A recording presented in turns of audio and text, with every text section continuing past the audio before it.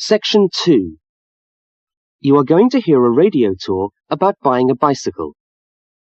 First, you have some time to look at questions 11 to 20.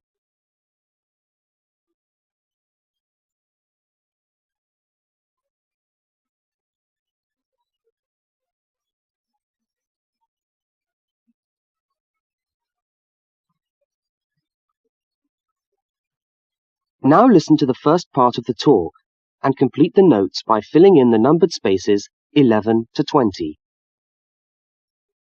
Well, last week we talked about buying camping equipment, and today I'd like to talk to you about buying a bicycle. A simple enough exercise, you might imagine, but there are lots of things to look out for to make sure you get the best deal for your money. Well, the range of bicycles is enormous. There are racing bikes, touring bikes, mountain bikes, or just plain ordinary bikes for riding around town. They vary enormously in two basic ways: price and quality. This means that the choice you make will probably be determined by the amount of money you want to pay, your own personal needs, what is actually available, or a compromise of all three things.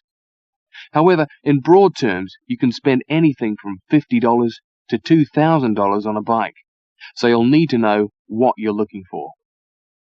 Single-speed cycles, that is bikes with no gears, are really only suited to short, casual rides. Their attraction is their simplicity and reliability. After years of neglect, they still manage to function, though not always too efficiently. If it's basic transport you're after, then you can't go wrong. Three-speed cycles, on the other hand, are all that is really necessary for most town riding, going to the shops and things like that. Like the single-speed bike, they're simple and reliable.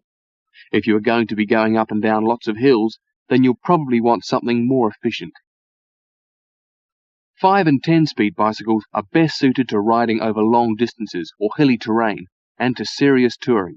So if it's serious touring you're interested in, get a 5 or 10-speed bike.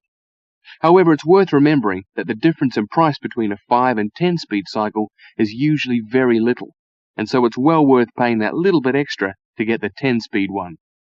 So I would tend to recommend the 10-speed bike as the price is similar. However, you'll be getting better quality components. Now, the next thing we need to look at is size. Buying a cycle is like buying clothes. First of all, you find the right size, and then you try it on to see if it fits. Contrary to what you might imagine, the size of the cycle is not determined by the size of the wheels, except in children's cycles, but by the size of the frame. So you'll need to measure the length of your legs and arms to get a frame that is the right size for you. Well, that's all from Helpful Hints for today.